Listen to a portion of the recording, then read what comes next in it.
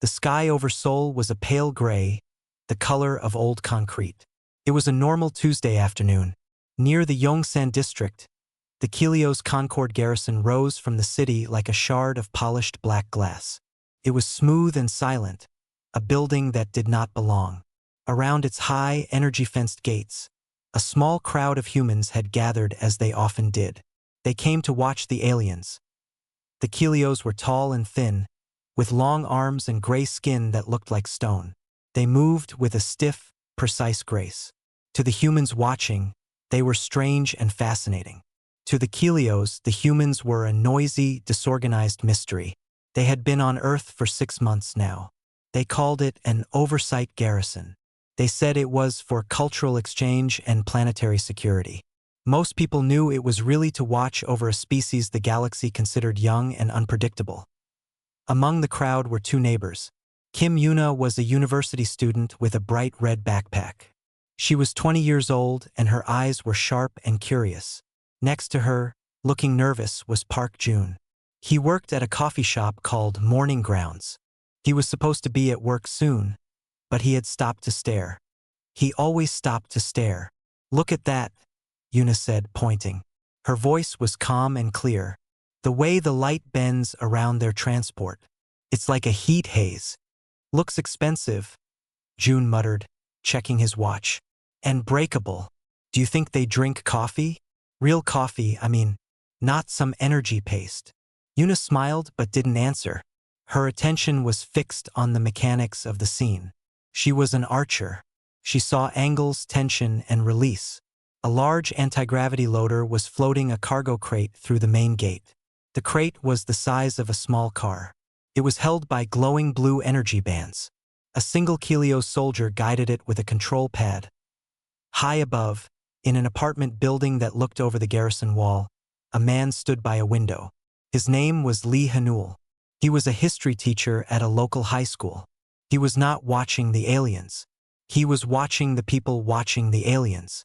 His face was still, like a calm lake. But his eyes, dark and heavy, moved with a slow, professional care. He saw Yuna and Jun. He saw the other faces. He saw the patterns in the crowd. Hanul's apartment was simple. A few books, a small kitchen, a neat bed. The only unusual thing was a tall, narrow case in the corner. It was locked. On a shelf was a framed photo of a younger Hanul in a military uniform, standing next to another soldier, both smiling. That was 10 years ago. Down below, something went wrong. A sharp, high-pitched sound came from the Kilios loader. A vibration. The floating cargo crate shuddered. The blue energy bands flickered. The Kilios operator tapped his control pad quickly, his long fingers stabbing at the lights. The crate dipped suddenly. The crowd gasped and took a step back. The energy bands did not fail all at once. That would have sent the crate straight down. The first band snapped with a sound like a cracking whip. The crate tilted violently to the left. It swung toward the security fence. The Kilios guard shouted a warning in his own clicking language. The second band flickered and died. Now the crate was spinning, a massive weight moving sideways, directly toward the section of the crowd where Yuna and Jun stood. People screamed and tried to run. It was too tight, too crowded. Yuna's eyes went wide. She did not scream. She dropped her backpack and pushed Jun hard to the side. She calculated the crate's arc, the speed, the space. There was nowhere for her to go. Jun stumbled and fell. He looked up, frozen. In his apartment, Hanul's body became very still. The calm lake of his face did not change. But his hands, resting on the windowsill, tightened. His breathing slowed until it almost stopped. His eyes were no longer on the people. They were on the crate, on the 2 remaining glowing energy bands holding it. They were straining, ready to break. The third band snapped. The crate's spin became a deadly, sweeping curve. It was 5 meters from the crowd. 3 meters. Yuna braced.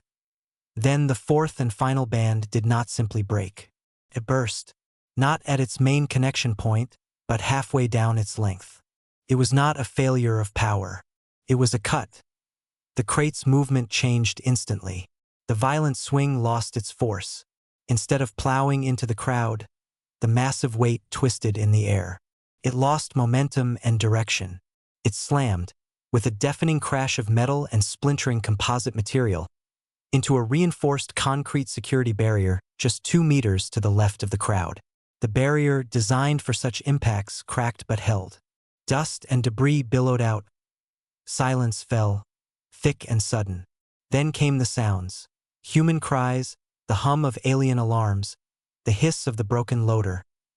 Yuna stood, covered in dust, perfectly unharmed. June scrambled to his feet beside her, his heart pounding in his ears. They looked at the wreckage, then at each other. They had been in the path. Now they were not. On the garrison wall, a security camera recorded everything. Its high-resolution lens captured the final moments in perfect detail. It captured the precise point on the 4th energy band where it failed. Commander Vale stood in the sterile, quiet security center of the garrison. He replayed the footage. Again and again. He watched the first 3 bands fail from stress. He watched the 4th. He zoomed in. At the exact moment of failure, a small, dark object entered the frame from the upper left. It moved faster than the eye could follow. It struck the energy band not at its thickest point, but at a specific, vulnerable junction. The object was not an energy weapon. It was solid. It was small. And it was impossibly accurate. Vale turned to his subordinate. The object. Find it. 10 minutes later, a Kelios soldier presented an item on a tray. It was a simple, heavy ceramic bearing, the kind used in an industrial-sized ball joint. It was scorched and cracked from impacting the energy field. Vale picked it up. It was cool. This was no accident. This was a shot. A shot that altered physics to save lives. A shot only an expert could make. He looked from the bearing in his hand to the frozen video screen, showing the terrified human faces. Then he looked beyond the wall, to the thousands of windows of the human apartments. Someone out there, he said, his voice a low hum, intervened. Professional. Find out which human military unit was on alert.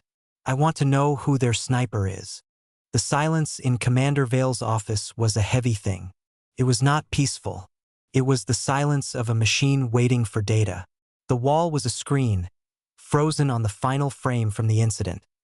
The shattered cargo crate, the dust, the unharmed crowd. A small circle glowed around the point of impact on the energy band. Vale sat perfectly still. His long gray fingers were pressed together. He had watched the recording 117 times. He had analyzed the angle of the shot, the speed of the projectile, the wind conditions from that day's weather data. The math was clear and cold. The shot was not luck. It was a calculated act of extreme skill. It required a deep understanding of physics, of materials, of ballistics. It was military. A soft tone sounded. His human liaison, a man named Mr. Park from the Ministry of Foreign Affairs, was announced. Mr. Park entered with a polite smile. He was a man who smoothed things over. Commander Vale, Mr. Park said with a slight bow. A troubling incident, but thankfully no one was hurt. Our emergency services report only minor dust inhalation. A full inquiry into the loader's malfunction is, of course, our joint priority. Vale did not return the smile. He gestured to the screen. There was no malfunction with the 4th tether. Mr. Park's smile faded. I'm sorry. It was severed, Vale said. The word was sharp. By a projectile. A solid round of dense ceramic. It struck a 0.3 millimeters wide on a vibrating energy field from a distance we estimate to be between 400 and 600 meters. It changed the crate's trajectory by 18.7 degrees. This saved 23 human lives. Mr. Park stared at the screen. He saw the circle. He understood. I see. That is remarkable. It is a tactical intervention of the highest order, Vale corrected. It shows restraint, precision, and superior field calculation. Your soldier did well. I wish to speak with them. My soldier. Mr. Park looked genuinely confused. Commander, no Korean military units were activated. No special forces were in the area. Our agreement forbids armed patrols within 5 kilometers of your garrison. Vale studied the human's face. He saw no deception, only bewilderment. This made no sense. A weapon like this is not a toy. It is not a civilian tool.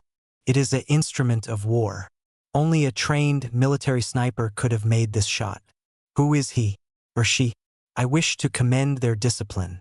They used minimal force to prevent a tragedy. This is an act I understand. Mr. Park spread his hands. Commander, with all respect, you are asking me to find a person who, according to you, does not exist. Our police found no weapon, no reports of gunfire, just a broken machine and a lot of dust. This was unacceptable. Vale dismissed Mr. Park. He would use his own methods. He ordered a deep scan of all human records in the surrounding buildings. He looked for anyone with a history of weapons use. The search was broad and fast. Most names meant nothing. But one file appeared, marked by a faded flag from a decade past. Lee Hanul, former ROK Army, 707th Special Mission Group, sniper, honorable discharge 10 years ago after a classified incident. Current profession, high school history teacher. Residence, apartment 12B, Sondo Building, with a direct line of sight to the Garrison Gate. A teacher. Vale's mind could not connect the two ideas. A killer of men now teaching children about the past? It was illogical, but it was a thread, the only thread. The next day, Vale went to the school. He did not wear his formal uniform. He wore a simple gray tunic. He still looked alien, a stone figure walking through the bright, noisy hallways. Students stopped and whispered. He found the classroom. Lee Hanul was at the front. He was not a large man, but he had a stillness that made the space around him seem quiet. He was cleaning an old rifle. The students, a group of 16-year-olds, watched with interest. Vale stood in the doorway. The rifle was a bolt-action model from the mid-20th century. It was clearly deactivated, a relic. Hanul ran a soft cloth along the wooden stock with a kind of gentle care. He looked up and saw Vale. His eyes, dark and flat, showed no surprise. He gave a small, barely noticeable nod to his students. They quietly gathered their things and filed out, glancing at the alien commander. The room was now silent. Vale entered. Lee Hanul. Yes. Hanul did not stand up. He continued polishing the old metal of the rifle's receiver. I am Commander Vale of the Helios Concord Garrison. You were a sniper. I was a soldier. Now I am a teacher. This, Hanul said, tapping the old rifle, is for a lesson on the Korean War, technology versus terrain. Vale ignored the history lesson. He placed a small data disk on the desk. It projected the now familiar scene above the surface.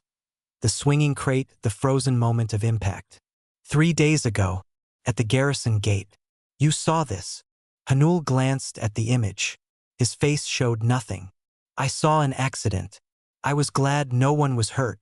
It was not an accident, Vale stated, his voice hardening. It was prevented by a shot of impossible precision. Your file says you are capable of such a shot. My file is 10 years old, Hanul said. He finally put the cloth down and looked directly at Vale. I teach history now. The past is full of shots that were taken. I am more interested in the ones that were not. Vale felt a flicker of frustration. Humans were so indirect. A weapon was fired from a building near yours. It saved lives. This was a good act. I am not here to punish. I am here to understand. Who is your sniper? Which of your current military professionals did this? A faint, cold smile touched Hanul's lips. It was not a friendly smile. It was the smile of a man who knew a secret that was also a truth. He leaned back in his chair. You are looking for the wrong thing, Commander, Hanul said, his voice low and even. You look for a title, a uniform, a license to kill. He gestured toward the window, toward the sprawling city. You will not find it. Explain, Vale demanded. Hanul stood up. He walked to the window and looked out at the city, the same city he watched from his apartment. You asked me a question. Who is your sniper? He turned to face the alien commander. The The cold smirk was back, solid and sure. Any civilian will do, Lee Hanul said. They don't miss. He picked up the ancient, harmless rifle and placed it back in its display case. The click of the lock was the only sound in the room. Commander Vale stared at him, the illogical words hanging in the air. Any civilian? It was a ridiculous, impossible statement. But the man who said it believed it completely. And for the first time, Vale felt a small, cold doubt. Commander Vale walked back to the garrison. The human teacher's words played in his mind. Any civilian will do. They don't miss. It was an insult to logic. A sniper was a specialized tool honed by years of training. A civilian was an untrained, random unit. The two could not be the same. He entered the quiet, cool analysis room of the garrison. His officers waited. They had seen his frustration. The human, Lee Hanul, is hiding something, Vale said. He has the skill, but he denies the act. He speaks in riddles. We will find the truth another way. I want to understand these civilians. He gave new orders. The surveillance on Lee Hanul would continue. But the wider mission was now different. They were to observe the human population around the garrison. Not for threats, but for patterns. For skills. Look for precision, Vale commanded. Any activity that requires a steady hand and a sharp eye. Anything that looks like training. The Kelios scanning systems were advanced. They could listen to public conversations, access open human networks, and observe from high above. The data began to flow in. First, it was a flood of noise. Millions of people doing millions of things. Then, the filter started to find matches. One report focused on Kim Yuna, the student from the incident at the gate. She was at a large indoor sports complex. She was not running or jumping. She was standing perfectly still. In her hands was a modern compound bow. She wore a finger tab and a guard on her arm.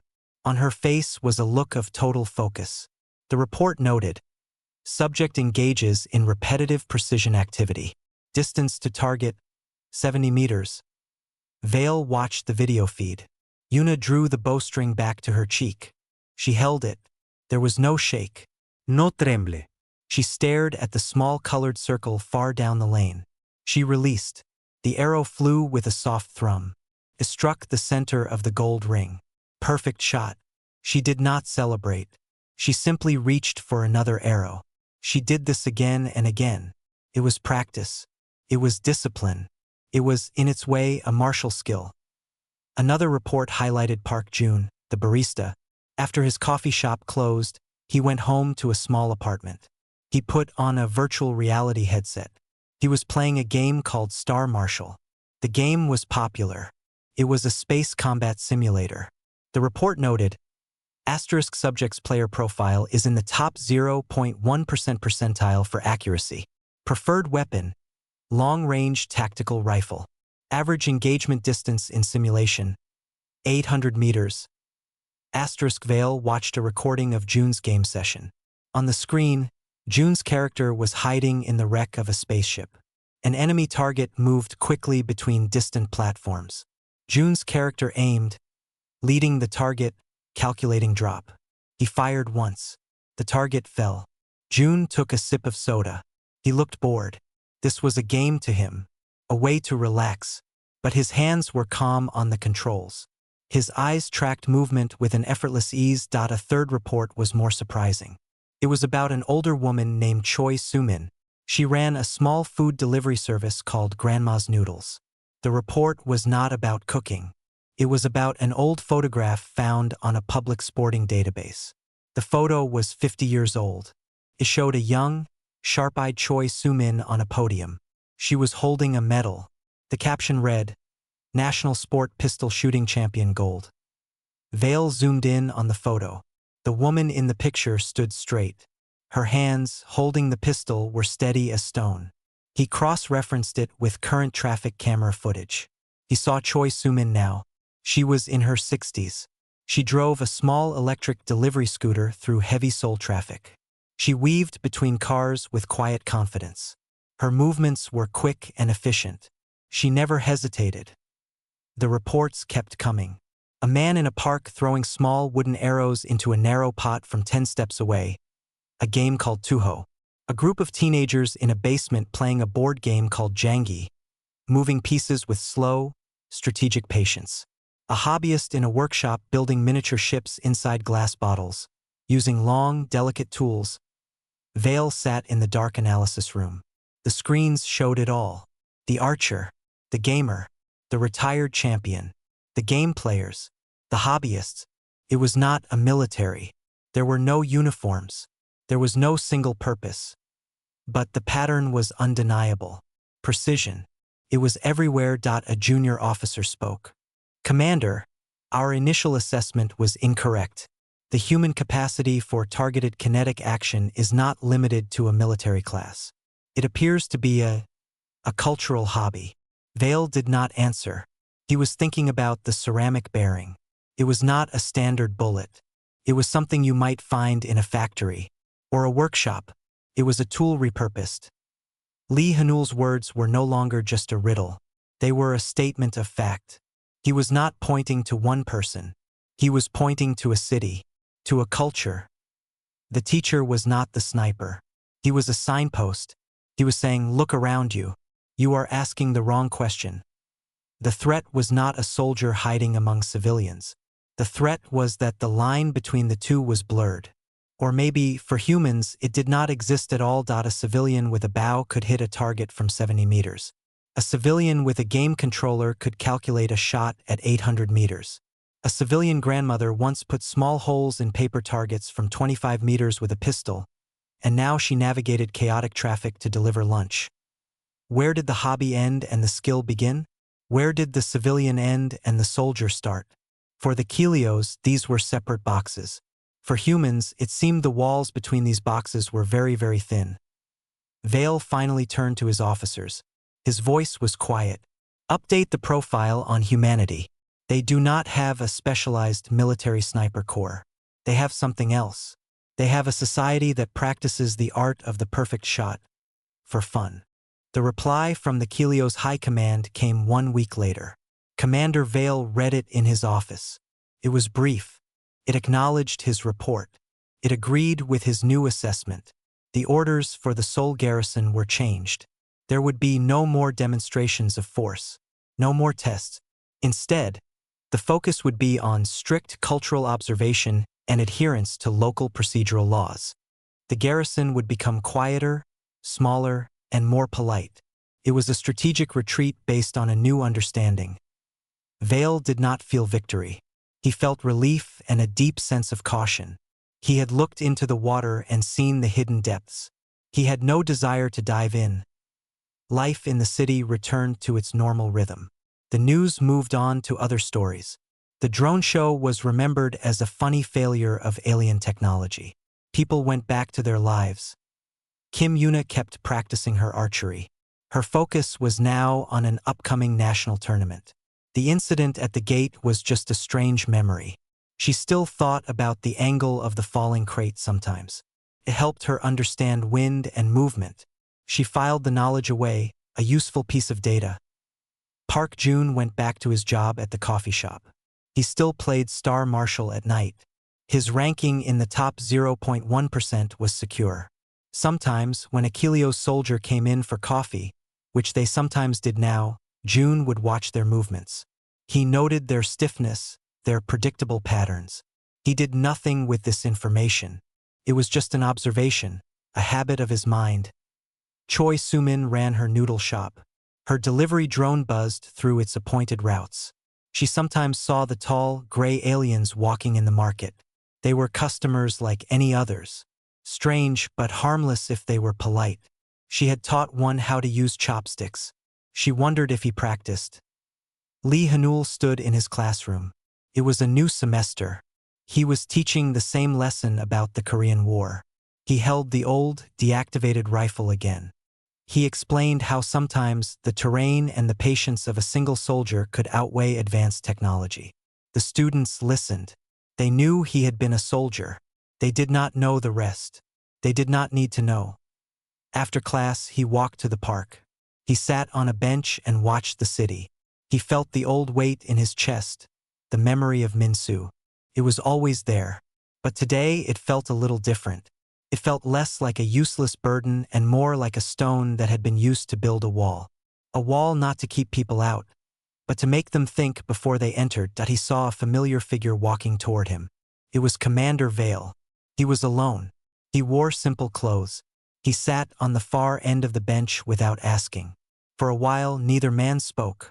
They just watched the pigeons and the people. "Your report was accepted," Vale said finally. "The garrison's mandate has changed. We are observers now, not overseers." Hanul nodded slowly. "Observation is a good first step to understanding." "I have been observing," Vale said. He sounded tired. "I see the archery ranges. I see the game cafes. I see the old men playing strategy games. I see the delivery drones. I understand your point. The precision is in the culture. It is baked in. It is not for war," Hanul said. "It is for life. But life sometimes requires defense." "Yes." Vale was silent for another minute. "The ceramic bearing. From the gate. Was it you?" Hanul looked at the alien. His face was peaceful. "Does it matter?" "It was a shot that needed to be taken. It was taken. It was taken with a tool that was not a weapon," Vale said. "That is what matters. That is what my report said. Humanity does not turn tools into weapons. You treat weapons as if they are just other tools. It is a dangerous philosophy." "No," Aneul corrected gently. "It is a responsible one. It means we remember that every tool has weight. Every action has consequence. Even a spoon can be a weapon if you are hungry enough. But a weapon is always a weapon. We choose to see the tool first. It makes us more careful." Vale absorbed this. It was another layer to the puzzle. He stood up to leave. He looked down at the human teacher, this quiet man who was a signpost to a terrifying truth. "I will not ask you again who your sniper is, Lee Hanul," Vale said. "Good," Hanul replied, "because the answer will not change. Any civilian will do." He gave a small, not unfriendly smile. "But let us hope they are never needed." Vale gave a stiff nod, a Kelio's gesture of respect. He walked away, disappearing into the flow of people on the path. Hanul stayed on the bench until the sun began to set. The city lights winked on one by one. In 1,000 apartments, people were cooking dinner. In basements, games were being played. On quiet ranges, arrows were being loosed at distant targets. In a small shop, an old champion was wiping down counters, her hands steady and sure that IT was not a perfect piece. It was an alert one. It was a piece maintained not by a threat, but by a simple, proven fact, known now to at least one alien commander. The facts were these. The skill was widespread. The patience was deep. The hands were steady, and they did not miss. The silence in the square broke into noise. People cheered, thinking the drone's crash was a surprising but planned end to the show. Officials looked confused. News reporters spoke quickly into their microphones, calling it a technical hiccup. Commander Vale stood like a stone statue. He did not hear the noise. He saw only the sequence of events, playing again and again in his mind. The arrow, the paintball, the delivery drone, 3 separate legal civilian actions. 1 ruined military machine. He left the stage without a word. His officers followed him, their gray faces tight with shame and confusion. The walk back to the garrison was short, but it felt long. Every human face he passed seemed to look at him differently now. Were they laughing? Were they just curious? He could not tell. An hour later, he was in his office. The broken drone lay on a table. It smelled of orange paint and burnt wiring. The report from his technical officer was clear. Total system failure. Cause: physical entanglement with a carbon fiber projectile, followed by sensor occlusion, followed by a low-velocity collision. No energy weapons. No cyber attack. Just bad luck, sir. Vale picked up a piece of the broken arrow. It was light and strong.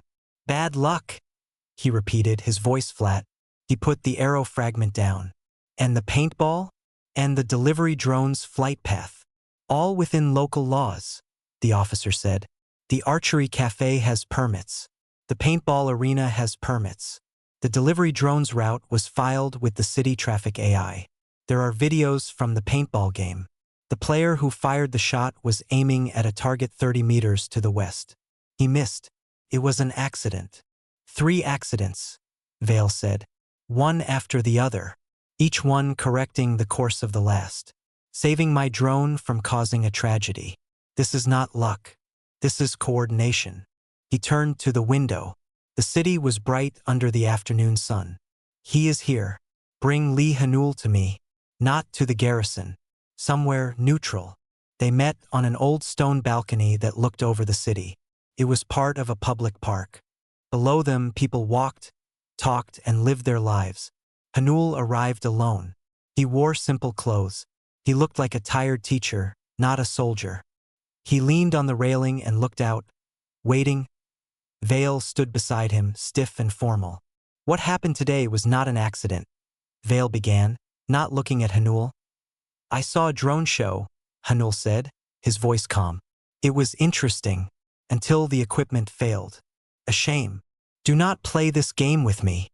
Vale's voice was sharp, a crack in his calm. The arrow, the paint, the food delivery. It was a message, a surgical humiliation. You coordinated this. Hanul finally turned his head. His dark eyes were serious. Coordinated? Commander, you saw civilians. A student with a bow. A man playing a game. A grandmother's lunch delivery. You asked for a demonstration of your precision. The city gave you a demonstration of its own. It was not a message. It was reality. Reality. Vale spat the word. Reality is that a multi-million credit military asset was destroyed by a series of hobbies. No, Hanul said, his voice dropping lower. Reality is that it was saved by those hobbies. Saved from crashing into a crowd. Your precision is in a machine. Our precision is in the people. You keep looking for one sniper. You will never find him. Because he is not a him. He is an US. Hanul pushed away from the railing and faced the alien. Let me tell you a story. A real one. Not a demonstration. Vale said nothing. He just listened. 10 years ago, Hanul began. I was in the mountains, near the border. I was a sniper. My spotter was my best friend. His name was Minsu. Hanul's voice was like dry leaves. We were on a reconnaissance mission. We were hidden. We were still. We had been still for 18 hours. Then, an enemy drone, much like yours but with missiles, was sent to hit a target. A bunker 1 kilometer from our position. It was a precision strike. The operator was 50 kilometers away, safe in a chair. He fired. Hanul's hands, resting on the stone, tightened slightly. The missile was smart. It was precise. But intelligence is not wisdom. It missed the bunker. By 15 meters. It landed on the rock face Minsu and I were using for cover. Hanul took a slow breath. The blast did not kill me. I was protected by an angle of stone. Minsu was not. He was killed by arrogance. The arrogance that believes a license, a uniform, and a high-tech weapon make you precise. That they make your shot matter more than anyone else's. He looked directly at Vale. We learned that precision is not what you own. It is what you do. It is the care you take. My neighbor, Yuna, cares about the flight of her arrow. My neighbor, June, cares about the pattern in a game. Choi Sumin cares that her noodles arrive hot. They practice their care every day. For fun. For sport. For life. Hanul gestured to the vast city below. The archery ranges, the game cafes, the workshops, the delivery routes. You are looking for a weapon. You are wrong. The weapon is the practice. The weapon is the patience.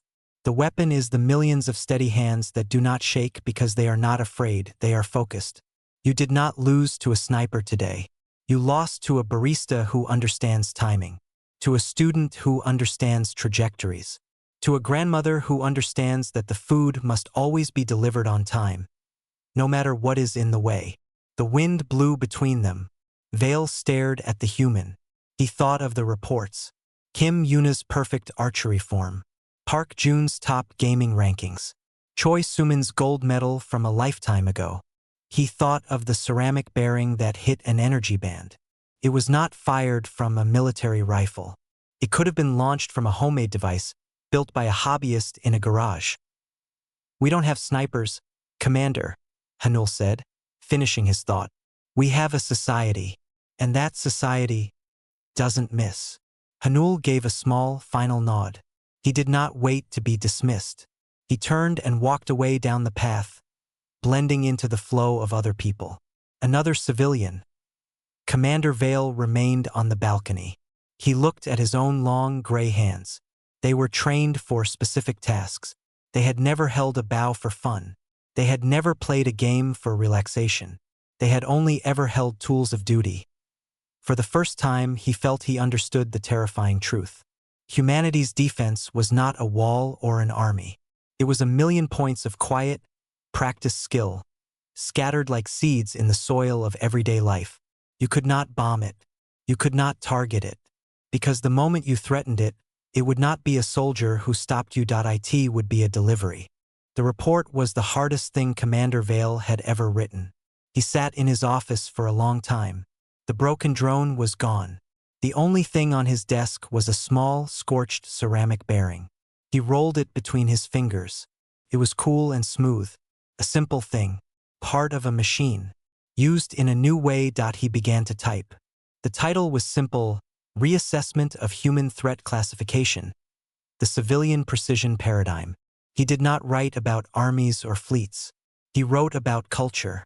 He described the archery ranges not as sports facilities, but as widespread, decentralized training grounds. He described the gaming rankings as a vast, open-source network for developing tactical reflexes and understanding ballistic physics. He wrote about the old national shooting competitions and how those skills did not disappear, they just went quiet. He called it a dormant precision. He wrote about the incident at the gate, not as an attack but as a collective reflex. A society protecting itself without a single order being given. He wrote about the drone demonstration. He did not call it sabotage. He called it emergent neutralization, a series of legal civilian actions by chance or design, combining to negate a military threat. The system of the city had corrected an error like an immune system. The conclusion was clear. Treating humanity as a standard, primitive species was a mistake. Their strength was not centralized. It was distributed. Every civilian was a potential sensor. Every hobby was a potential skill set. You could not defeat it by destroying a capital or a base.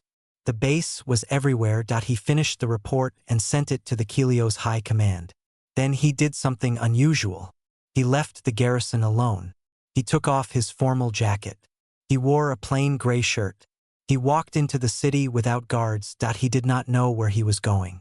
He just walked. He saw the city with new eyes. He saw a man in a park flying a drone with a camera. The man was not a pilot. He was a photographer. But his hands on the controls were steady. He saw a woman in a street market, playing a game where she had to toss rings onto bottles. She won a small prize. Her throw was smooth and accurate. He saw two old men playing a board game called Baduk in the shade of a tree. Their moves were slow, thoughtful, and full of deep strategy. They were planning 20 steps ahead. Everywhere there was a focus, a care for small, precise actions. His walk led him without planning to a small, old street. The buildings were low. He smelled something good, savory, and sweet. He saw a sign, Grandma's Noodles. The door was open. Inside, it was warm and steamy. A few people were eating at simple tables. Behind the counter was Choi Soo-min. She was older, her hair gray. She moved between the kitchen and the counter with a calm efficiency. She did not rush. Every movement had a purpose. Vale stood in the doorway. He felt strange. He was an alien commander in a simple noodle shop. Soo-min looked up. She saw his gray skin, his tall frame, his different face. Her eyes showed a flicker of surprise. Then it was gone. She gave a small, polite nod. "Hello. Can I help you?" Vale realized he had not planned this. He did not know what to say. I would like to eat," he said. His Korean was formal and correct. To eat? Good. Sit anywhere, Sumin said. She wiped her hands on a cloth. We have jajangmyeon. It is our only dish, but it is good. Vale sat at a small table by the window. He felt very large and out of place. A minute later, Sumin brought him a large black bowl. It was full of thick, dark noodles with sauce. She placed it in front of him. Then she put down a pair of wooden chopsticks. Thank you, Vale said. He looked at the chopsticks. They were simple. He had used tools before, but human utensils were different. He picked them up. He tried to hold them as he had seen in videos. His long fingers fumbled. The sticks crossed and wobbled. He could not pick up the slippery noodles. He tried again. The noodles slid away. He felt a wave of frustration. Here he was, a commander who understood quantum mechanics and stellar navigation, defeated by a simple meal. A shadow fell over the table. He looked up. Choi Sumin was standing there. She had been watching. Her face was not mocking. It was calm like a teacher's. Like this, she said softly. She took another pair of chopsticks from her apron. She held them in one hand. Her fingers, wrinkled but strong, positioned the sticks perfectly. You do not grip hard. You let them rest. Here and here. She showed him the positions. The bottom stick does not move. It is your anchor. The top stick moves. It is your action. You press with your finger. Like a trigger. Val liste ned. He watched her hands.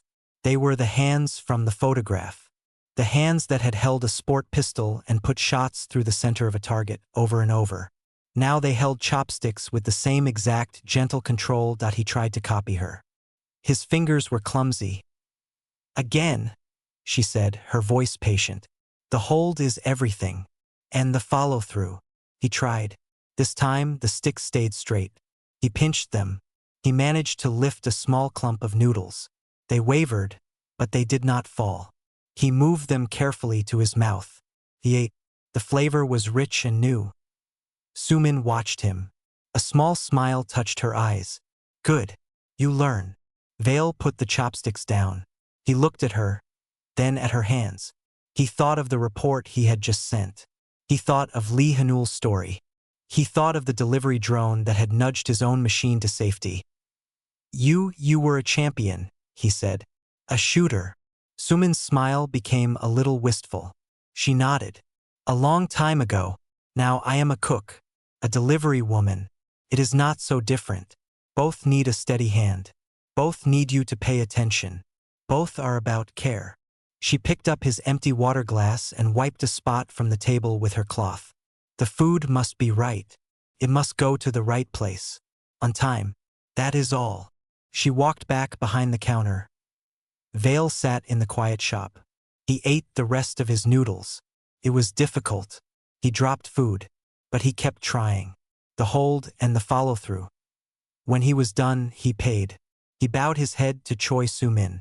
Thank you for the meal. And for the lesson. She bowed back. Come again. Practice makes better. He walked out into the evening air. The city lights were starting to come on. He looked at the thousands of windows, the streets full of people going home. He no longer saw a chaotic, primitive species. He saw a living system, a network of quiet skills and practiced hands. He understood now. The true defense of Earth was not in its armies. It was in this, in the unassuming, steady hands of its people. In the grandmother who knew that food must be delivered on time. In the student who sought the perfect shot. In the barista who understood patterns. In the teacher who remembered. They were not soldiers. They were something more fluid and more resilient. They were civilians, and they did not miss. The reply from the Kilios High Command came 1 week later. Commander Vale read it in his office. It was brief. It acknowledged his report. It agreed with his new assessment. The orders for the Seoul garrison were changed. There would be no more demonstrations of force, no more tests. Instead, the focus would be on strict cultural observation and adherence to local procedural laws. The garrison would become quieter, smaller, and more polite. It was a strategic retreat based on a new understanding. Vale did not feel victory. He felt relief and a deep sense of caution. He had looked into the water and seen the hidden depths. He had no desire to dive in. Life in the city returned to its normal rhythm. The news moved on to other stories. The drone show was remembered as a funny failure of alien technology. People went back to their lives. Kim Yuna kept practicing her archery. Her focus was now on an upcoming national tournament. The incident at the gate was just a strange memory. She still thought about the angle of the falling crate sometimes. It helped her understand wind and movement. She filed the knowledge away, a useful piece of data. Park Jun went back to his job at the coffee shop. He still played Star Marshal at night. His ranking in the top 0.1% was secure. Sometimes, when a Helios soldier came in for coffee, which they sometimes did now, Jun would watch their movements. He noted their stiffness, their predictable patterns. He did nothing with this information. It was just an observation, a habit of his mind. Choi Sumin ran her noodle shop. Her delivery drone buzzed through its appointed routes. She sometimes saw the tall, gray aliens walking in the market. They were customers like any others. Strange but harmless if they were polite. She had taught one how to use chopsticks. She wondered if he practiced. Lee Hanul stood in his classroom. It was a new semester. He was teaching the same lesson about the Korean War. He held the old, deactivated rifle again.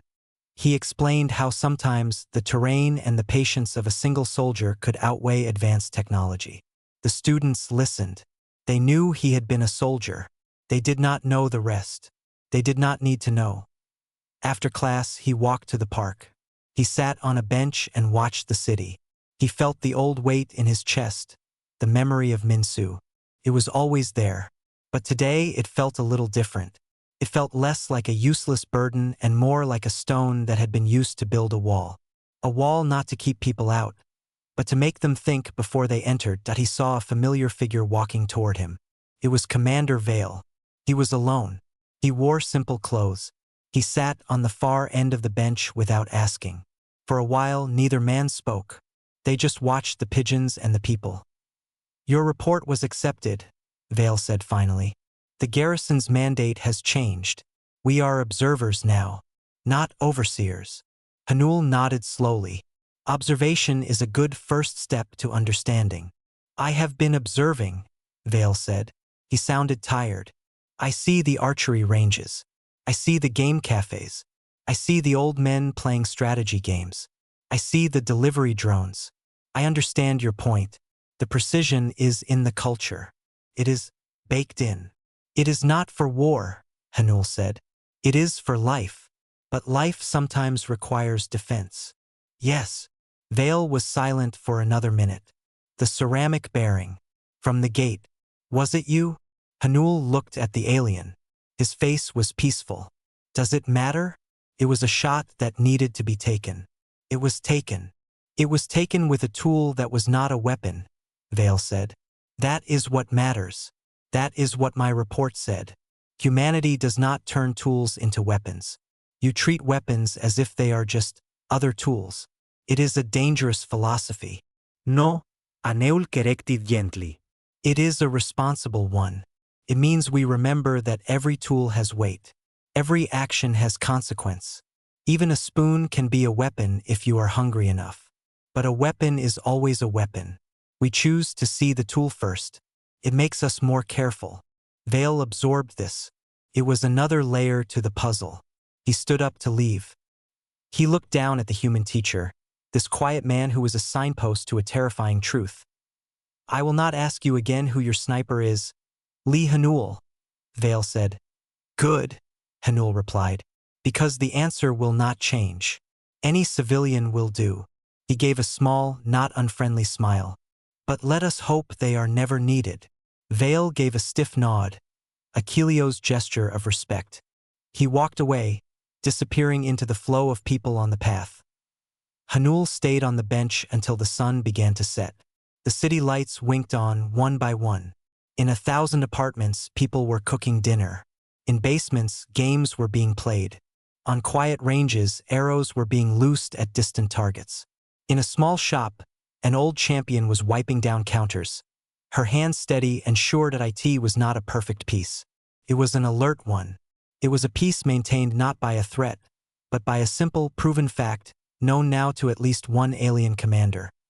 The facts were these. The skill was widespread. The patience was deep. The hands were steady, and they did not miss.